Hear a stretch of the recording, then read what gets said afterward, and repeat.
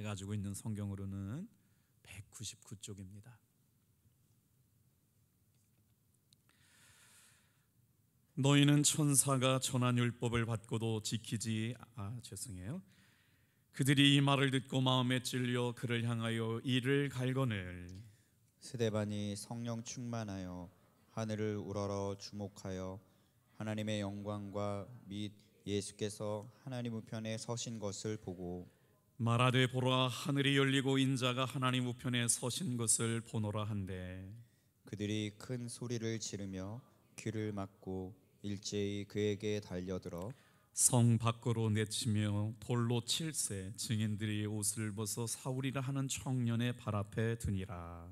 그들이 돌로 스데반을 치니 스데반이 부르짖어 이르되 주 예수여 내 영혼을 받으시옵소서 하고 같이 읽겠습니다. 무릎을 꿇고 크게 불러 이르되 주여 이 죄를 그들에게 돌리지 마옵소서. 이 말을 하고 자니라. 잠시 기도하겠습니다. 한 해의 절반이 지나가는 동안 말씀과 기도로 우리를 양육하시고 지키시며 우리의 생명을 붙들어 주셨기에 감사함으로 예배할 수 있게 하심을 감사합니다. 살아도 주를 위하여 살고 죽어도 주를 위하여 살겠다고 고백했지만 뒤돌아보면 연약하기만 하고 부족하기만 합니다. 주님, 오늘 이 밤에 그래서 다시 한번 주의 말씀을 우리 마음판에 되새기려고 합니다. 초대교회에 임하셨던 성령의 역사하심이 우리 각 사람 머리 위에 임재하여 주심으로 말미암아 진짜 그리스도인이 되고 진짜 교회다운 교회가 되고 아름답고 선한 사람들이 이루어가는 하나님, 우리 모두 한 사람 한 사람이 교회가 되게 도와 주시옵소서. 예배는 시작되었고 주의 말씀을 듣는 시간입니다. 가정에서도 정성을 다해서 예배하는 성도들도 아버지 하나님, 주의 말씀이 들리게 해주시고 삶에 말할 수 없는 연약함과 아픔과 상처나 눈물 때문에 힘겨워하는 성도가 있다면 오늘 이 저녁에 들려주시는 말씀 붙잡고 다시 한번 새 힘을 얻는 시간 되게 도와 주시옵소서.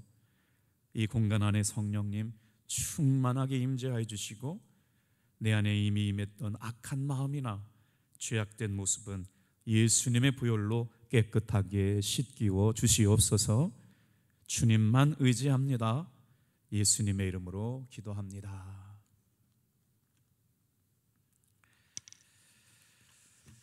기도해 주셔서 어제 오전에 출발했다가 오늘 내일 행사가 있어가지고 조금 급하게 들어왔지만 1박 2일 동안 굉장히 쉼이 되고 위로가 됐어요. 성도님들, 우리 장로님들 기도해 주시고 또 협력해 주셔가지고 후반기 목회 계획을 우리 교육자들이 정성을 다해서 기도하고 마음을 모아서 준비해 왔거든요. 목회가 그런 것 같아요. 제가 마음에 설레이지 않으면 우리 성도님들도 별로 기대가 없거든요. 근데 제 마음속에 후반부 목회 사역을 기대하는 마음을 기대하게 하시고 설레게 하시는 걸 보면 큰 역사가 일어나게 될 줄로 믿습니다. 오늘은 가장 아름답게 죽은 사람이라는 제목을 가지고 사도행전 7장 54절에서 60절의 말씀을 함께 묵상하려고 그래요. 죽음이 어떻게 아름다울 수 있을까요? 그러나 우리는 늘 죽음을 생각하며 살아야 합니다.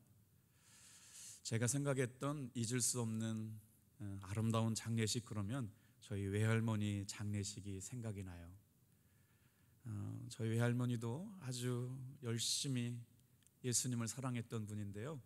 서울에 있는 한 장로교회를 다니시다가 이제 고향에 있는 부여면 석성리에 이렇게 운구차가 왔는데 그때 저희 교회 성가대가 한 20명 가고 석성에 있는 교우들 그리고 본교회에 있는 성가대가 그때는 꽃상여를 쓰지 말았어야 되는데 아버지가 잘 모르셔가지고 아마 꽃상여가 왔던 거를 다 벗겨버리고 산까지 올라가게 되는데 그때가 봄이었어요. 그래서 찬송소리 하면서 운구행렬이 이렇게 장지까지 옮겨가는 모습을 보고 제가 지금까지 보았던 장례식 가운데 저렇게 아름다운 장례가 있었을까를 늘 생각해 봐요. 아마 봄이었기 때문에 더 그런 것도 같고, 아니면 우리 할머니, 외할머니께서 평상시 신앙생활했던 것들을 하나님께서 그 마지막, 제가 목회하다 보면 이런 생각이 들어요. 그 사람의 죽음은 그 사람의 삶을 닮아 있습니다. 평상시 어떤 삶을 살았느냐를 보면 그의 장례식을 보게 되면 알죠. 참 행복하게 아름답게 가셨다는 생각들이 듭니다. 스데반의 죽음이 흥미로운 것은 그는 첫 번째 순교자였습니다. 초대교회에 성령의 충만한 역사가 이루어지고 있었는데 복음을 확산시키기 위해서 하나님께서는 누군가 한 사람이 필요했거든요. 생명 건 제자, 목숨 건 복음의 증거자, 증인이 되었던 스데반을 하나님께서는 제물로 사용하셔가지고요, 첫 번째 순교자가 되게 하셨어요. 그의 삶과 죽음은 복음이 증거되었던 교회가 선교하고 전도하는 일에 촉진제가 되는 일로 사용되었습니다. 성경학자들은 예수님의 죽음과 스데반의 죽음의 유사점을 두 가지로 설명하거든요. 어떤 면에서 두 가지가 비슷하다라고 하느냐, 예수님과 스데반의 죽음은 모두 거짓 증인들이 있었다는 거예요. 거짓말하고 일어나지 않은 일들을, 죄를 뒤집어 씌워가지고요, 예수님께서 율법을 어겼다고. 죄목은 바로 신성모독이었습니다. 거짓 증인들에 의한 신성모독이 예수님의 죄목이었거든요. 스데반도 보면 동일하게 거짓 증언자들이 나타났고, 그리고 그가 한 말이 신성을 모독했다라고 이야기하는 사람들로 인해서 스데반은 돌에 맞아 죽게 됩니다.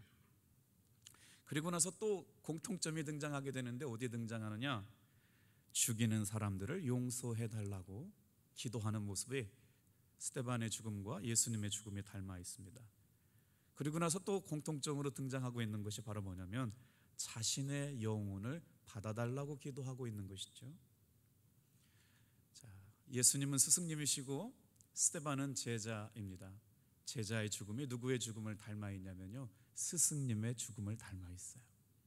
아마 예수님께서 어떻게 돌아가셨는지를 다 제자들이 지켜보았기 때문에 그랬던 것 아닐까 싶습니다.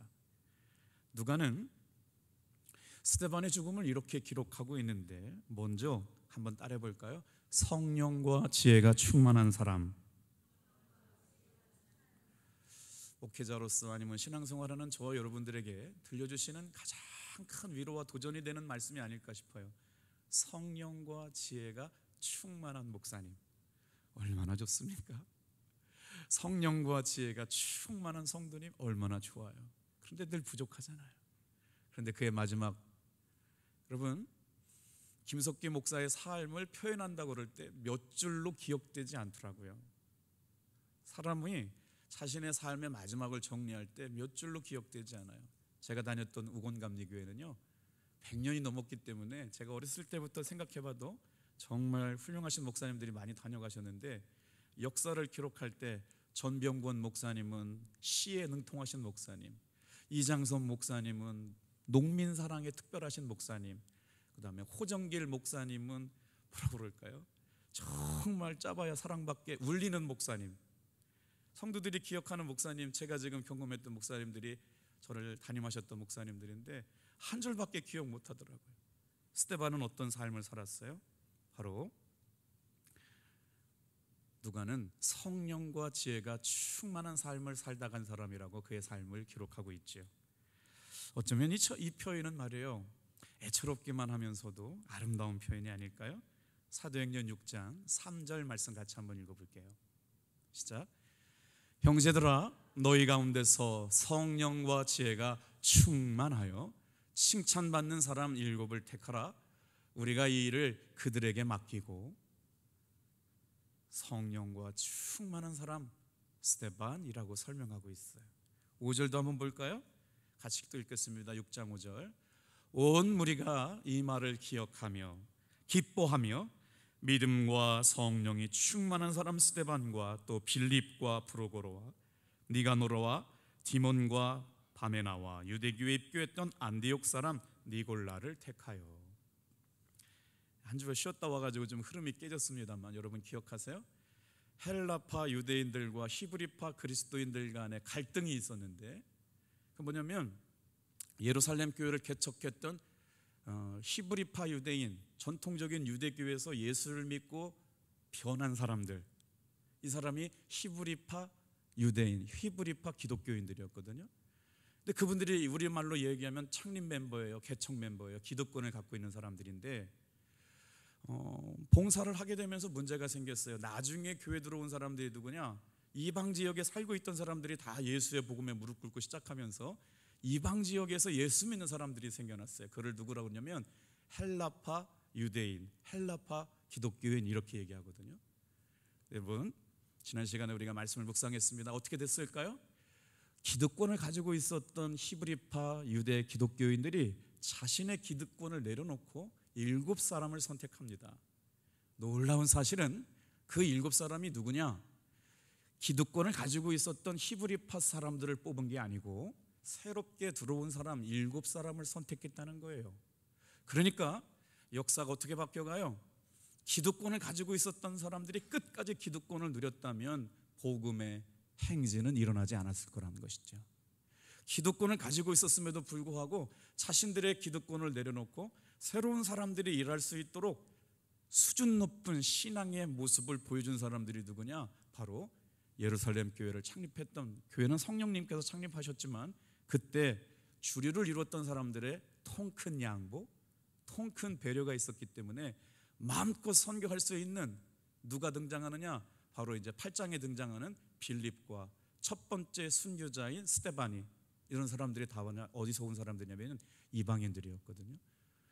그리고 나면서부터 히브리파 유대인의 주도권이 어디로 넘어가냐면요, 헬라파 그리스도인들에게 넘어가 가지고요. 그들은 왜 그러면 그 선교적인 역할을 감당하게 되었을까요? 일단은 언어가 됐어요. 우리말로 얘기하면 영어도 잘하고요, 한국말도 잘하고요, 일본어도 잘하고요, 중국어도 잘하고요. 이 사람들이 예수를 믿고 나니까 고난과 박해, 스데반의 고난과 박해로 인하여 이들이 흩어지게 되면서 복음의 놀라운 부흥이, 전도와 선교가 일어나게 되는 일로 하나님께서는 스데반의 피를 사용하고 계셨다.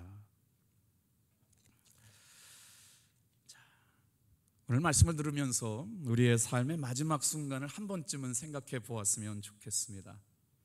스데반의 죽음을 아름답다고 이야기하는 건 뭘까요? 그의 임종이 아름다웠기 때문에 아름다운 것이 아니라 그의 사는 날 동안의 삶의 모습이 아름다웠기 때문에 아름답다고 그래요. 제가 설교를 찾아보니까 스데반의 죽음을 아름다운 죽음이라고 표현한 설교는 많지 않더라고요. 제가 아침마다 새벽에 사도행전을 묵상하는 가운데 정말 사도 스데반 집사의 죽음만큼이나 아름다운 죽음이 없어서 가장 아름답게 죽은 사람이라고 제목을 붙여봤거든요. 오늘 본문은 그 스데반의 장례식 이야기입니다. 스데반 집사는 어떻게 죽었냐면요, 돌에 맞아 죽었습니다. 참 고통스러운 일 아닐까요? 치욕스러운 일 아닐까요? 부끄러운 일 아닐까요? 그냥 죽어도 억울한데 돌에 맞아 죽었으니 누구한테 변명합니까? 그런데 왜 그의 죽음, 그렇게 어떻게 보면 자기를 싫어하는 사람들, 오늘 말씀해 보니까 스데반을 향하여 일을 가는 사람이 있었대요. 죽이고 싶은 사람이 있었다는 거예요. 그리고 나니까 어떡하겠어요? 그 적개심과 분노를 담아가지고 돌로 때려 죽인 자리에서 죽어갈 수밖에 없던 사람, 그 사람의 이름이 스데반이었다는 거죠. 그런데 스데반의 죽음을 기억하는 사람들은 그의 죽음이 아름답다고 얘기해요. 오늘 그 짧은 시간에 3가지를 잠깐씩 묵상해 볼까요? 3가지를 첫 번째 한번 따라 보겠습니다. 3번째 중에 첫 번째 따라 주시겠어요? 의를 위하여 죽은 사람이기에. 스데반은 여러분 죄를 짓고 죽은 것이 아니었고요, 주의 나라와 주의 복음을 위하여, 하나님 나라의 의를 위하여 죽은 사람이기 때문에 그의 죽음을 아름답다고 얘기합니다. 성경을 읽다 보면 고린도전서 13장은 사랑장이라고 그러잖아요. 위대한 믿음의 영웅들을 담고 있는 장은 히브리서 11장이거든요. 제가 잠깐 있는 사이에 요한계시록 11장을 묵상하고 히브리서 11장을 묵상하게 되었는데, 원래는 전혀 스데반하고 히브리서 11장과는 연결이 안 되는 장인데요, 보세요. 의를 위하여 죽은 사람들의 이야기가 히브리서 11장과 연결되니까 이렇게 연결이 되네요. 우리의 삶의 소망이 오직 주의 나라와 주의 복음을 위한 의를 위한 삶이 되시기를 축복합니다. 자, 히브리서 11장에 믿음으로만 삶을 살다 간 사람들이 아니라 믿음을 삶으로 살아낸 사람들 말이에요. 그 사람들의 믿음을 소개하면서 7절, 10절 우리 천천히 한번 여러분 마음에 감동이 되는 대로 말씀을 좀 암송해 볼까요? 이거 밑줄 읽어 볼게요. 자, 히브리서 11장 믿음의 영웅들의 삶을 소개합니다. 믿음으로 노아는 아직 보이지 않는 길에 경고하심을 받아 경외함으로 방주를 준비하여 그 집을 구원하였으니 이로 말미암아 세상을 정죄하고 믿음을 따르는 의의 상속자가 되었느니라. 잠깐만요. 노아가 무슨 길을 갔느냐? 믿음의 삶을 살았는데 저기 보세요. 아직 보이지 않는 일에 경고하심을 받았다. 오늘 이 저녁에 나와 있는 사랑하는 성도 여러분, 스데반의 죽음은 누구도 가본 적이 없는 길이었어요. 예수가 진리다, 예수가 생명이다, 예수가 복음이다, 예수를 믿어야 산다. 그리고 나서 죽을 때 하늘 문이 열리고 천상의 예배가 열려지는 것을 보면서 그는 담대하게 복음을 말했잖아요. 그러니까 뭐라고 해요? 아직 보이지 않는 일에 경고하심을 받은 사람이었고, 주님께서 발견하게 하신 은혜를 통하여 믿음을 따르는 삶에 자신의 생명을 던진 사람이죠. 그렇기에 오늘 이 저녁에 나와서 말씀을 듣는 사랑하는 성도 여러분, 따라해 볼까요? 아직 보이지 않는 일에 경고하심을 받아. 노아가 방주를 준비했는데 왜 준비했어요? 하나님을 경외하는 마음으로 준비했다는 거예요. 그래서 그 집을 구원합니다. 오늘 저와 여러분들의 믿음을 통해서 한 가정을 구원하고 한 인생을 구원하고 한 사람을 복음으로 변화시키는 일, 하나님을 경외하고 어떤 사람이요? 지금은 보이지 않지만 앞으로 일어날 일에 대하여 경고하심을 받아서 담대하게 믿음을 살아가는 사람들에게 허락해 주시는 은혜가 있었다. 그 사람을 뭐라고 그러냐? 믿음을 따르는 의의 상속자가 된 사람들이다. 8절도 한번 읽어볼게요. 시작. 믿음으로 아브라함은 부르심을 받았을 때 순종하여 장래 유업으로 받을 땅에 나아가야 할세 갈 바를 알지 못하고 나아갔으며. 아브라함은 하나님의 부르심을 받았습니다. 그런데 어떻게 가야 할지 몰랐어요. 어디로 가야 할지 몰랐어요. 그런데 하나님 앞에 어떻게 가야 될지 알지 못하고 믿음으로 받은 땅을 나아갈 때 어떻게 해요? 다 같이 한번 따라해 볼까요? 갈 바를 알지 못하고 나아갔으며. 오늘 이 저녁에도 우리 교회 오신 지 얼마 안 되시는 새 가족들이 교회에 오신 분들 계세요. 예수 믿으면서 어떻게 살아야 되나? 진짜 예수 믿는 게 뭔가? 예수의 생명, 예수의 복음을 가지고 산다는 게 뭔가 잘 헷갈릴 때가 있을 것 같아요. 그런데 믿음의 조상이었던 아브라함도 그 믿음으로 받았던 여러분 땅으로 나아갈 때 갈 바를 알지 못했지만 믿음으로 순종하면서 그 말씀을 따라갔다. 이게 누구냐고요? 의를 위하여 자신의 생명을 내놓은 사람들의 길이라는 거죠. 또 9절도 한번 읽어볼게요. 자, 시작. 믿음으로 그가 이방의 땅에 있는 것 같이 약속의 땅에 거류하여 동일한 약속을 유업으로 함께 받은 이삭 및 야곱과 더불어 장막에 거하였으니. 10절. 이는 그가 하나님이 계획하시고 지을 터가 있는 성을 바랐음이라. 어떻게 스데반이 의를 위하여 죽었다고 말하는가요? 이 땅의 삶이 전부였다면 그런 삶을 못 살았겠죠. 이 땅의 삶이 전부였다면 이 땅을 위하여 살았겠죠. 그러나 어떻게 말씀하고 있어요? 하나님께서 계획하시고 하나님께서 보여주시고 이 땅의 삶이 아니라 영원한 하나님의 나라에 여러분 지으신 터가 있는 아버지의 집, 하늘 성전을 바라보고 살았던 스데반은 이 땅의 삶을 거부하고도 천상의 삶을 깨닫게 되는 비밀을 알게 된 사람, 보이지 않는 일에 경고하심을 받았고 믿음을 따르는 믿음의 의의 상속자가 되었고 갈 바를 알지 못했지만 나아갔으며 하나님이 계획하신 지으실 터가 있음을 알고 믿음으로 살았던 사람들에게 어때요? 나는 죽지만 주의 나라와 주의 의를 위하여 살다간 스데반이었기에 그의 삶이 아름답다. 그 다음에 13절부터 16절까지고요. 믿음의 사람들이 어떻게 죽었는지를 읽다 보니까 스데반과 연결돼요. 다 같이 한번 따라해 볼까요? 하나님의 나라를 위한 삶. 오늘 이 저녁에 나와서 여러분 하루 동안 얼마나 열심히 땀 흘리며 일하겠어요? 저도 보니까 한 것도 없지만 그냥 가만히 있어도 이렇게 땀이 막 나잖아요. 습기가 많아져 가지고요. 불쾌지수가 높아져 가는데도 저녁에 말씀을 들으러 오셨잖아요. 우리의 삶은 이 땅의 삶이 전부가 아니라 보이지는 않지만 하나님의 나라를 살다간 사람들처럼 우리도 여러분 영원한 하나님의 나라를 소망하며 살게 되기를 축복합니다. 좀 빨리 읽어볼게요. 히브리서 11장 그렇게 의를 위하여 하나님의 나라를 살아간 사람들이 있어요. 13절 읽어보겠어요. 시작. 이 사람들은 다 믿음을 따라 죽었으며 약속을 받지 못하였으되 그것들을 멀리서 보고 환영하며 또 땅에서는 외국인과 나그네의 힘을 증언하였으. 그들이 이같이 말하는 것은 자기들이 본향을 찾는 자임을 나타냅니다. 15절 같이 읽을까요? 그들이 낳은 바 본향을 생각하였더라면 돌아갈 기회가 있었으려니와 그들이 이제 더 나은 본향을 사모하니 곧 하늘에 있는 것이라. 이러므로 하나님이 그들의 하나님이라 일컬음을 받으심을 부끄러워하지 아니하시고 그들을 위하여 한 성을 예비하셨느니라. 스데반을 위한 로마서 7장 말씀을 묵상하고 있는데 히브리서 11장 말씀이 연기됐는데 이 말씀이 은혜가 되더라고요. 이 사람들은 다 믿음을 따라 죽었으며, 한 말씀이 마음에 걸렸어요. 이 사람들은 다 믿음을 따라 살다가 의를 위하여 죽었으며, 탑동교회 성도들은 이 땅의 삶이 전부로 여기지 아니하고 하나님의 나라가 있는 걸 발견하여 믿음을 따라 살다가 다 죽었으며. 울림이 있지 않아요? 그런데 억울한 일이 등장하네요. 약속을 못 받았대. 보증한 게 아니에요. 너희들 헌금 많이 하고 주일 성수 열심히 하고 11조 열심히 하면 내가 끝내주는 천국의 삶을 다 줄게. 약속 안 해주셨대 하나님이. 진짜 억울하다. 보증수표라도 있어야 믿고 따라가지. 그런데 약속도 안 해주셨대.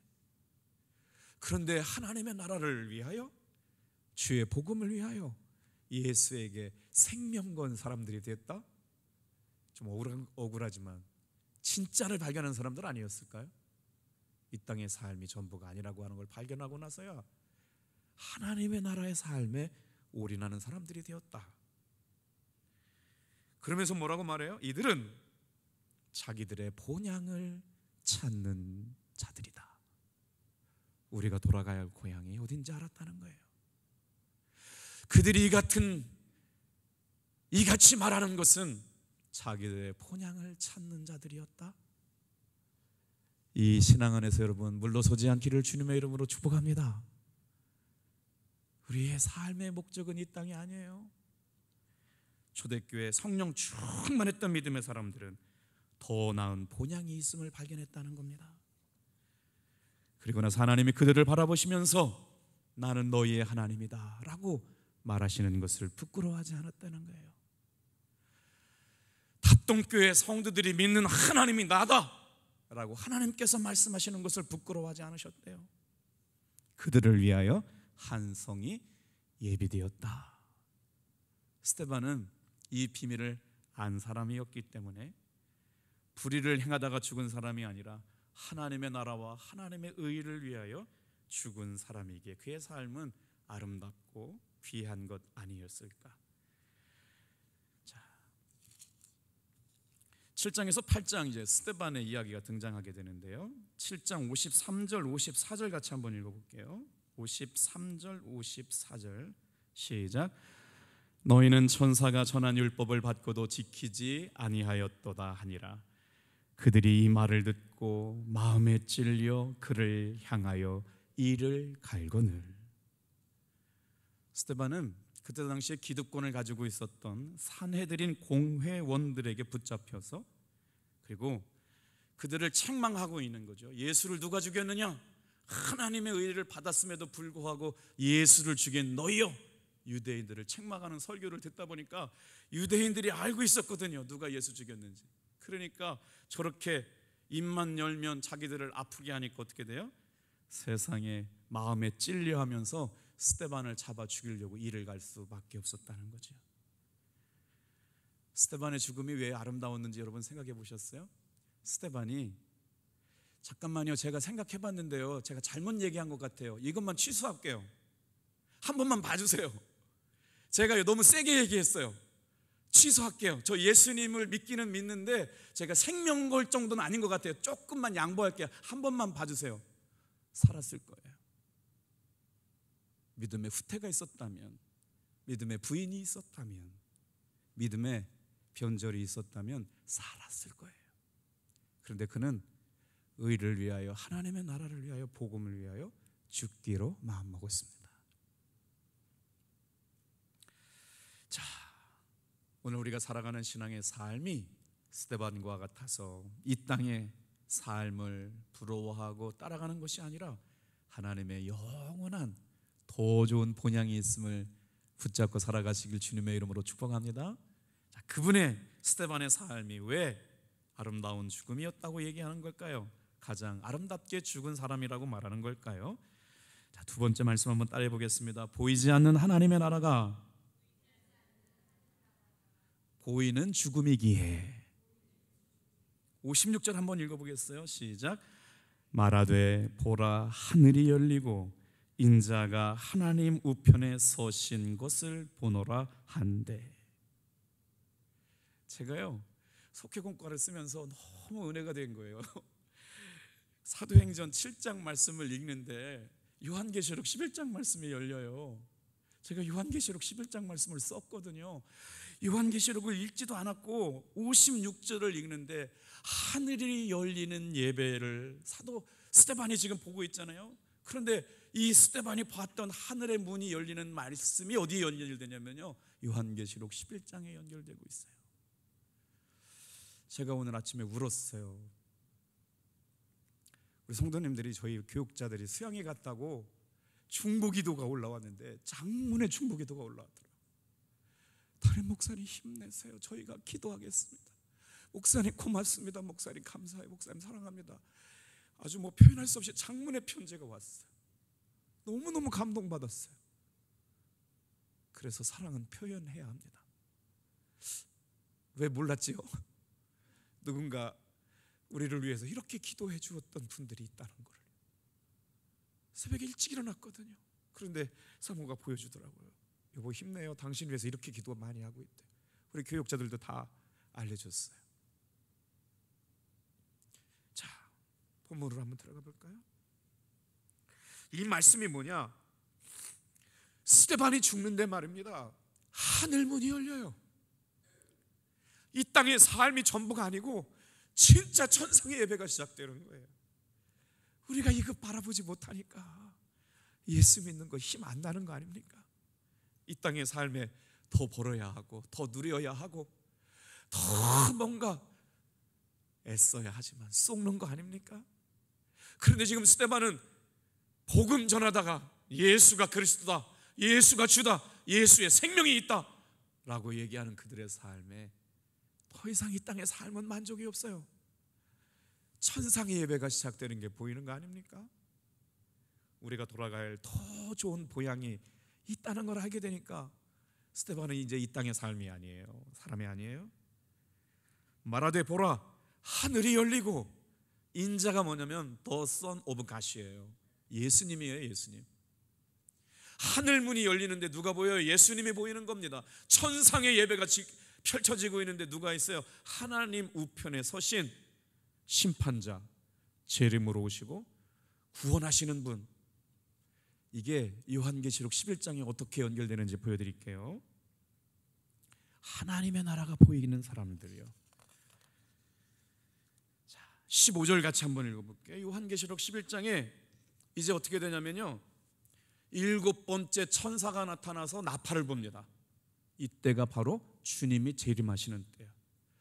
요한계시록 11장에 천사, 7번째 천사가 나와가지고 나팔을 부를 때 하늘 문이 열리고 하늘에 큰 음성이 들리는데 찬양 소리가 들립니다. 그때 우리들의 성도의 삶을, 그 앞전에는 뭐가 나오냐면 히브리 11장 중반 초반에서 중반까지는 예수의 복음을 전하다가 무저갱에서 올라온 누가요? 짐승들이 예수를 전하는 사람들을 잡아 죽이는 이야기가 나와요. 그리고 나서 후반부부터는 만왕의 왕이신 예수께서 다시 오셔서 짐승에 의해서 죽임을 당한 순교자들, 두 증인들을 살려내는 역사가 일어나게 되거든요. 그리고 나서 일곱 번째 나팔이 어떻게 울릴지 모르겠어요. 뻥 열릴까요? 어떻게 표현이 안 돼요. 일곱 번째 나팔이 열릴 때 예수님께서 재림하신다고 성경은 말씀하고 있어요. 요한계시록 11장 15절 말씀. 이거 저걸 다 빨간색으로 하셨네. 검은색으로 바꿔주실 수 있을까요? 너무 빨개가지고요. 한번 읽어볼게요. 시작. 일곱째 천사가 나팔을 불매 하늘에 큰 음성들이 나서 이르되 세상 나라가 우리 주와 그의 그리스도의 나라가 되어 그가 세세토록 왕노릇 하시리로다 하니. 예수님이 오신다는 거 아닙니까? 예수님이 재림하신다는 거 아닙니까? 지금 스데반이 보고 있는 하늘 천상의 예배, 하늘의 예배가 뭐예요?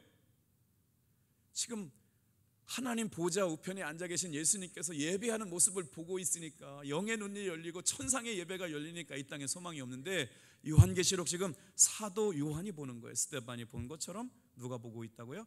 사도 요한이 보고.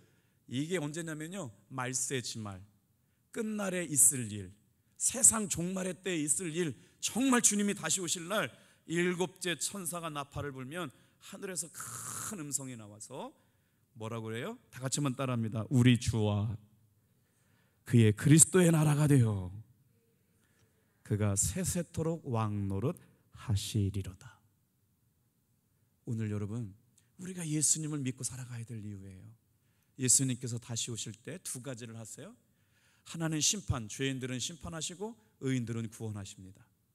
우리가 예수를 믿고 살아야 할 분명한 이유는 뭐냐?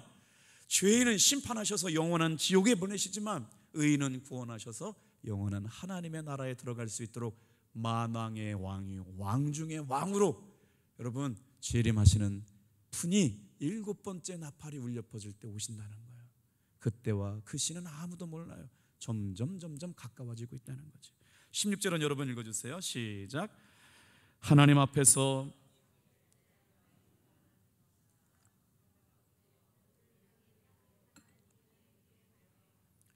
구원받은 사람들을 대표하는 24장로가 만왕의 왕으로 오시는 예수님 앞에 엎드려 경배한대요.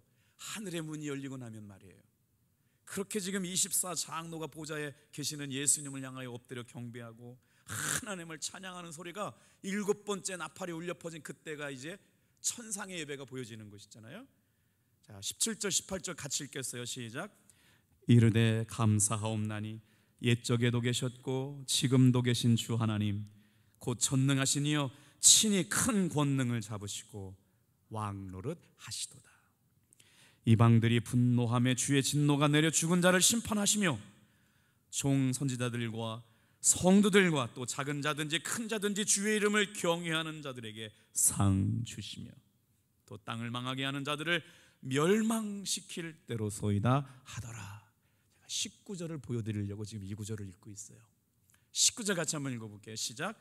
이에 하늘에 있는 하나님의 성전이 열리니 성전 안에 있는 하나님의 언약궤가 보이며 또 번개와 음성들과 우레와 지진과 큰 우박이 있더라. 일곱 번째 천사가 마지막 나팔을 불 때 예수님께서 왕 중의 왕으로 재림하시는 동안 어떤 역사가 일어나요? 여러분, 그때야 비로소 천국 하늘의 성전의 문이 열려서 구원받는 사람들을 여러분 데리고 가실 줄로 믿습니다. 요한계시록을 제가 준비하고 있어요. 하늘나라가 보이지 않는 사람은 이 땅의 삶에 목숨 걸고 살아갑니다. 오늘 이 저녁에 나와서 예배하는 사랑하는 성도 여러분, 하나님의 나라, 스데반이 보았던 천상의 예배, 사도 요한이 지금 말세지말에 일어날 일들을 보면서 하늘문이 열리고 나니까 뭐가 보였다는 거예요? 언약궤는 건 뭐예요? 여러분, 성소 안에 가장 깊숙한 곳에 계신 거예요. 하나님의 임재가 거하시는 곳이 여러분 바로 시온소거든요. 그러니까 언약궤가 그 가장 깊은, 사도 요한 지금 뭘 보고 있어요? 언약궤를 보았다는 것은 하나님의 나라의 가장 깊은 곳을 바라보고 있다는 것이죠. 보여주셨어요, 하나님께서. 우리는 또 그 말씀을 믿으며 살아가는 것이죠. 자, 이제 마지막입니다. 세상에서 가장 아름다운 죽음을 살다 간 사람은 누구일까요? 우리 스데반 말씀을 묵상하고 있습니다. 마지막 한번 따라하고 이제 말씀을 마칠게요. 사랑을 남기고 죽은 사람이기에. 자, 의를 위하여 죽은 사람 스데반, 보이지 않는 하나님의 나라를 보여주고 간 사람 스데반, 그 다음에 스데반의 죽음을 사랑을 남기고 죽은 사람이기에.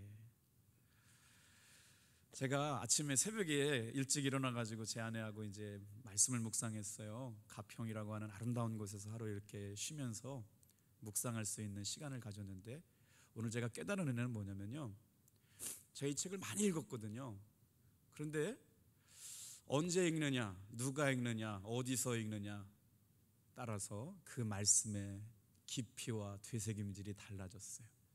제가 앞에서부터는 많이 읽어가지고 오늘은요 뒤서부터 읽었거든요. 그런데 신기하게 오늘 저녁 설교하고 이 말씀이 다 맞아 들어가는 신기한 경험을 했어요. 이런 얘기 나와요. 프랑크 루박의 일기, 기도일기라고 하는 말씀을 묵상하는데요, 제가 제 혼자 새벽기도 나온 고영강 사모에게 말씀을 전했어요. 184쪽에 이런 날, 이번 주에는 어느 때와 달리 하나님께 집중할 수 있는 기회들이 거의 매일 있었다. 거기서 충격받았어요. 이야, 목회가 이래야 되는데 하나님께 집중하면서 하나님의 일하심을 매일 경험했다. 멋지죠? 신앙생활 하는데 주님이 내 곁에 계시나 안 계시나 힘드니까 신앙생활 재미없는 거 아닙니까? 그런데 프랭크 루박 목사님이 이 책 184쪽에 그 어느 주간보다 하나님과 동행하심이 내 마음속에 깊이 경험했다. 하나님을 의식하는 시간이 하루에 70%를 넘긴 것은 지금까지 단 하루밖에 지나지 않았다. 그런데 주님과의 동행을 경험하기 위해 내린 결론 하나가 있는데, 그것은 바로 사랑하기 위해서이다. 진짜 그리스도인들 말이에요. 진짜 예수 믿는 사람들의 삶이 뭐냐면, 압니다. 능력과 기적과 체험이 많아요. 그런데 그래서 뭐요? 그의 삶에 사랑이 드러나지 않으면요. 프랭크 루박 목사님을 이 책을 마지막 결론부터 읽었는데요, 이 목사님이 이렇게 마지막 책의 결론을 쓰고 있네요. 다른 사람을 위하여 기도하는 것만으로는 충분하지 않습니다. 저는 하나님을 혼자만 알고 있을 수 없기 때문입니다. 저는 하나님의 사랑을 다른 사람에게 전할 때야만 하나님께 계속 굴복할 수 있는 사람이기에, 하나님의 사랑을 다른 사람에게 끊임없이 전할 때에만 내가 예수님께 온전히 굴복할 수 있기에. 그래서 주님과의 동행을 하루 동안 점수를 매겼잖아요. 이번은요 70% 온전하게 예수님께 집중한 날이 그날이었대요. 사랑하기로 마음먹은 날, 믿는 것 말고 사랑으로 살아내는 것 말이에요. 그래서 만나는 사람마다, 이 책에 보면 만나는 사람마다 복음을 전했다는 거 아닙니까? 예수 믿으시냐고, 카운터에 앉아있는 사람, 옆자리에 앉아있는 사람, 오늘 만나는 사람에게 예수의 복음과 생명과 진리를 전하기에 부족함이 없었다고요. 매 순간 그 사랑을 어떻게 경험하며 살아갈 수 있을까요? 요한복음 15장 5절 말씀입니다. 같이 읽고 마칠게요. 시작. 나를 떠나서는 너희가 아무것도 할 수 없음이라. 오늘 이 저녁에 전반부 2023년의 모든 일들을 다 마무리하고 주님 앞에 이런 믿음의 사랑의 고백을 가지고 여러분 믿음의 고백을 가졌으면 좋겠어요. 60절 읽고 마칠게요. 자, 우리 본문의 말씀 60절입니다. 사도행전 7장 60절 시작. 무릎을 꿇고 크게 불러 이르되 주여 이 죄를 그들에게 돌리지 마옵소서. 이 말을 하고 자니라. 예수님께서 주여 저들의 죄를 용서하여 주시옵소서 가상 실언처럼 기도하셨던 것처럼 제자 스데반도 예수님의 삶을 그대로 닮아서 이 죄를 그들에게 돌리지 마옵소서 하고 죽은 것이 아니라 잔다고 기록되어 있습니다. 언젠가 한번 우리는 다 이 땅에서의 삶을 마감하고 천국 가는 날을 만나게 되지요. 저와 여러분의 삶이 사도 요한이 보았던 천상의 예배, 사도 요한이 보았던 하늘의 언약궤가 보이는 신앙, 스데반이 보았던 천국 예배를 보면서 이 땅에서의 삶이 아니라 더 좋은 본향을 사모하시는 귀한 성도님들의 삶이 되시기를 축복합니다. 기도하겠어요.